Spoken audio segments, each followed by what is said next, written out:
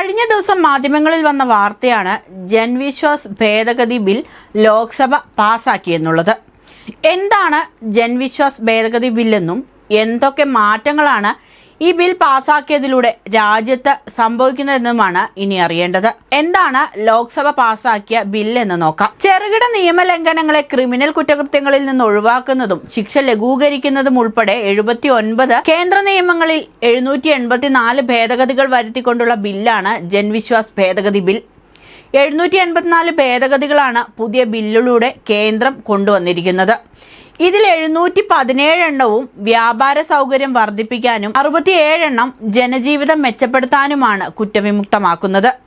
കാലഹരണപ്പെട്ടതും അനാവശ്യമായതുമായ വ്യവസ്ഥകൾ ഒഴിവാക്കി 1000-ലേറെ കുറ്റകൃത്യങ്ങളുള്ള ശിക്ഷാവിധികൾ ഏകീകരിക്കാനും ബില്ലിൽ നിർദ്ദേശിക്കുന്നുണ്ട്. ഡ്രൈവിംഗ് ലൈസൻസ് കാലാവധി തീർന്നാലും 30 ദിവസം വരെ ഉപയോഗിക്കാൻ അനുമതി നൽകുന്നതുൾപ്പെടെ മോട്ടോർ വാഹന നിയമത്തിൽ മാത്രം 20 ഭേദഗതികളുണ്ട് ബില്ലിലൂടെ പ്രാബല്യത്തിലാകുന്നത്.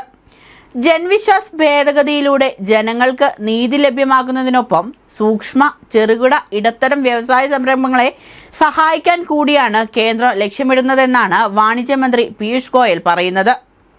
അതേസമയം ബില്ലിനെതിരെ വലിയ രീതിയിലുള്ള വിമർശനമാണ് പ്രതിപക്ഷം ഉയർത്തുന്നത്. ബിൽ അഴിമതി പ്രോത്സാഹിപ്പിക്കുന്നതാണെന്നും നിയമ സംവിധാനത്തെ ദുർബലപ്പെടുത്തുമെന്നുമാണ് പ്രതിപക്ഷത്തിന്റെ പ്രധാന ആരോപണം. അഴിമതിയും വഞ്ചനയും കോർപ്പറേറ്റുകളുടെ നിയമലംഘനങ്ങളും സാധാരണവൽക്കരിക്കാനാണ് ബില്ലെന്ന് കോൺഗ്രസ് അംഗം കിരൺകുമാർ റെഡ്ഡി പറഞ്ഞു. ബിൽ രണ്ടാമതും സെലക്ട് കമ്മിറ്റിക്ക് വിടണമെന്ന പ്രതിപക്ഷ ആവശ്യം കേന്ദ്ര സർക്കാർ അംഗീകരിച്ചില്ല. വിശദമായ ചർച്ചകൾ നടത്തിയിട്ടുണ്ടെന്നും നിസ്സാര കുറ്റകൃത്യങ്ങൾ മാത്രമാണ് കുറ്റവിമുക്തമാക്കുന്നതെന്നുമാണ് ബിൽ പാസാക്കുന്നതിനിടെ മന്ത്രി വ്യക്തമാക്കിയത്. കഴിഞ്ഞ വർഷം സഭയിൽ അവതരിപ്പിച്ച ബിൽ സെലക്ട് കമ്മിറ്റിക്ക് വിട്ടിരുന്നു. തുടർന്ന് കമ്മിറ്റിയുടെ ശുപാർശ കൂടി പരിഗണിച്ചാണ് ഇപ്പോൾ പുതിയ രൂപത്തിൽ ബില്ല് അവതരിപ്പിച്ചിരിക്കുന്നതെന്ന് മന്ത്രി കൂട്ടിച്ചേർത്തു. ജൻവിശ്വാസ് ബിൽ പ്രകാരം ലൈസൻസ് കാലാവധി കഴിഞ്ഞാലും 30 ദിവസം വരെ ഉപയോഗിക്കാൻ സൗകര്യമുണ്ടാകും. ലൈസൻസ് കാലാവധി തീരുന്നതിന് 1 വർഷം മുൻപ് തന്നെ പുതുക്കിയാൽ കാലാവധി തീർന്ന തീയതി മുതൽ തന്നെ പുതുക്കൽ പ്രാബല്യത്തിലാകുമെന്നും നിയമത്തിൽ പറയുന്നു.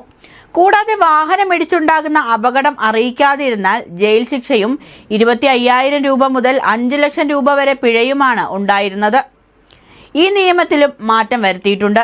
ഇതിൽ ജയിൽ ശിക്ഷ ഒഴിവാക്കിയിരിക്കുകയാണ് പുതിയ ഭേദഗതിയിലൂടെ. 1 ലക്ഷം രൂപ മുതൽ 5 ലക്ഷം രൂപ വരെ പിഴ ശിക്ഷ മാത്രമായി കുറച്ചിരിക്കുകയാണ്. അതേസമയം ഇൻഷുറൻസ് ഇല്ലാതെ വാഹനം ഓടിക്കുന്നവർക്ക് 5,000 രൂപ മുതൽ 10,000 രൂപ വരെ പിഴ ഈടാക്കും. രാജ്യത്തിന്റെ നിയമചരിത്രത്തിലെ നാഴികക്കല്ലായാണ് കേന്ദ്രം ഈ നിയമ ഭേദഗതിയെ നോക്കിക്കാണുന്നത്. നിയമം പ്രാബല്യത്തിൽ വന്നതോടെ 1000 കുറ്റങ്ങൾ ഒറ്റയടിക്ക് ഇല്ലാതായെന്നും 5 കോടി കേസുകൾ കോടതിയിൽ നിന്ന് പിൻവലിക്കുമെന്നും നിയമത്തിൽ പറയുന്നു.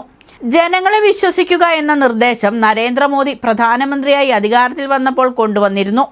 അതായത് സർട്ടിഫിക്കറ്റുകളിൽ ഗവൺമെന്റ് ഉദ്യോഗസ്ഥർ അറ്റസ്റ്റ് ചെയ്യുന്ന വ്യവസ്ഥ കേന്ദ്രം എടുത്തു കളഞ്ഞിരിക്കുകയാണ് പുതിയ ഭേദഗതിയിലൂടെ. കേരളം അടക്കമുള്ള രാജ്യത്തെ എല്ലാ സംസ്ഥാനങ്ങൾക്കും ഈ ഭേദഗതി ഗുണം ചെയ്യുമെന്നാണ് പറയപ്പെടുന്നത്. വരും ദിവസങ്ങളിൽ അറിയാം നിയമത്തിന്റെ ബാക്കി കാര്യങ്ങൾ.